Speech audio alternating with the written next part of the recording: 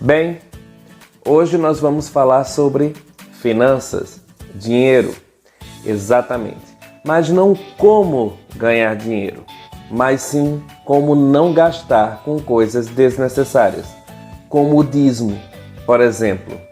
Ficou chocado? Vem com o Tio Fera, você vai entender quando eu começar a explicar sobre o tema. Vem comigo!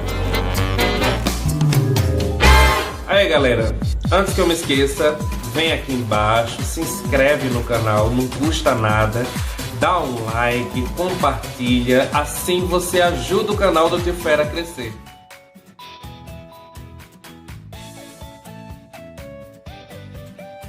Bem, desde que eu comecei a estudar a Bíblia, eu descobri algumas coisas que as igrejas não pregam. Por exemplo, o dízimo. O dízimo é pregado nas igrejas como algo que as pessoas têm que dar, porque elas estão devolvendo a Deus algo que Deus já deu a elas. Não faz muito sentido, né? Mas tudo bem. O dízimo, na verdade, ele surgiu na lei de Moisés. Ele surgiu no Velho Testamento, há muito tempo atrás. Os dízimos eram nada mais nada menos do que colheita, era plantação. A gente começa entendendo o dízimo na parte de Caim e Abel. Caim e Abel deram a sua oferta a Deus. A oferta de Abel foi aceita, a de Caim não, porque Abel deu as primícias, as primeiras plantações, o melhor da plantação para Deus.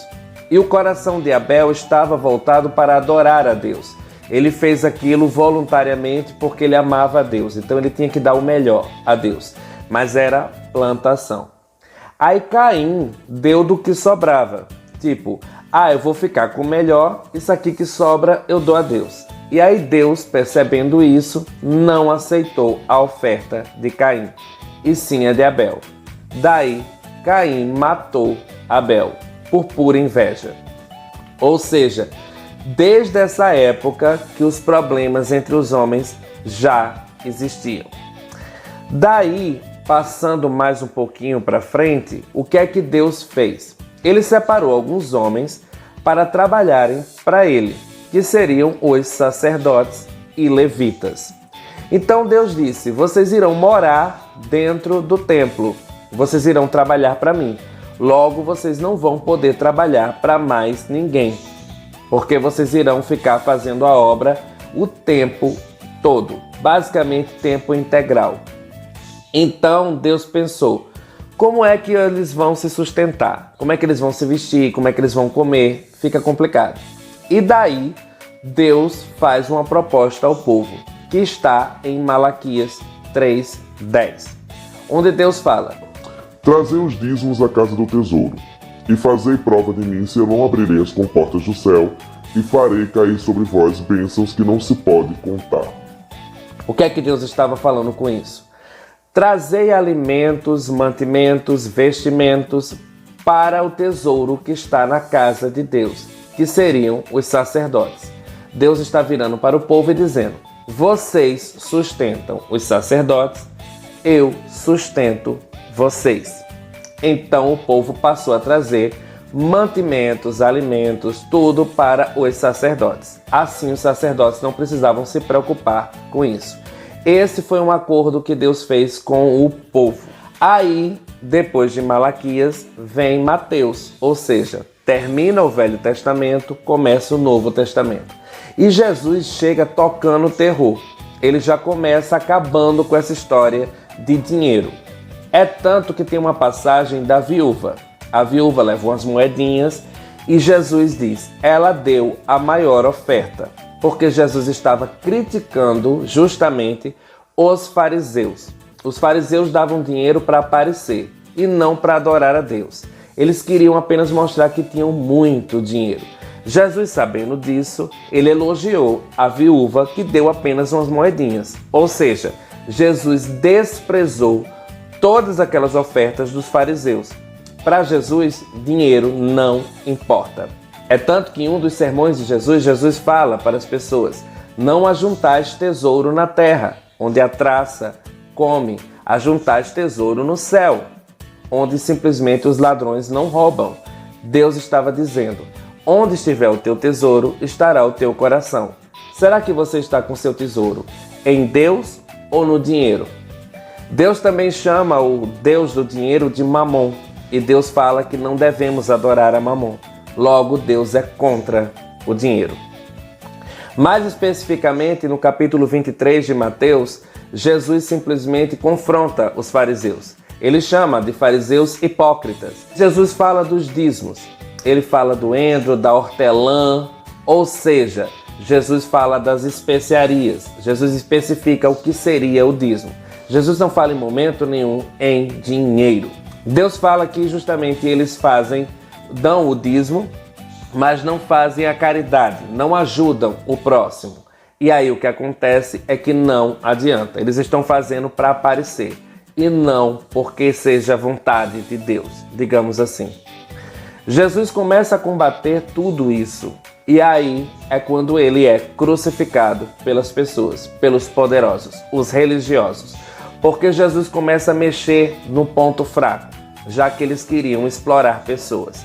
E aí Jesus alertando as pessoas que não deveriam mais dar dinheiro, simplesmente é quando eles planejam assassinar Jesus. Tem que tirar Jesus da jogada, porque ele está atrapalhando os planos. Vindo agora para os nossos tempos. Por que não devemos dar dízimos e ofertas para a igreja? Porque o pastor pode muito bem trabalhar. Os sacerdotes não podiam trabalhar. Eles tinham que basicamente morar no templo. Os pastores de hoje em dia moram em condomínios de luxo, andam de Hilux, carros importados, pregam de MacBook Pro, então eles não precisam de dízimos, eles podem trabalhar. O pastor pode exercer a função de pastor e justamente pregar no final de semana, no sábado e no domingo, e durante a semana trabalhar em um emprego normal. Mas os pastores não querem fazer isso, porque o salário de um pastor gira em torno de 10 mil a 20 mil reais. E aí, por que eu vou trabalhar num emprego secular se eu posso ganhar 10, 20 mil enganando pessoas? Então, na verdade, tudo que os pastores querem é dinheiro e não almas para Cristo. Por isso que o dízimo não deve mais ser dado às igrejas. Aí as pessoas perguntam, e quem vai pagar aquela conta de água, de luz e as coisas que tem na igreja? O pastor que trabalhe e pague, porque Deus não mandou a juntar pessoas em templos. Quando Paulo e Pedro construíram igrejas, eles juntaram pessoas para adorarem a Deus. Mas a Bíblia não fala que Paulo e Pedro construíram templos. Até porque frequentar templos não significa que a pessoa seja convertida ou espiritual. Tanto que os fariseus assassinaram Jesus, principalmente por causa de dinheiro. Então, os pastores, na verdade, não falam sobre isso porque eles não querem perder a mamata, não querem perder a oportunidade de ganhar dinheiro às custas da fé das pessoas. Usando Deus para ganhar dinheiro é muito fácil, fazendo chantagem emocional como eles fazem, dizendo que se você não der o dízimo, Deus vai destruir você e que você irá para o inferno, você está roubando a Deus. Isso tudo é mentira, porque Deus falava justamente com relação aos sacerdotes, que não podiam trabalhar, e não com relação ao bando de vagabundo que pode.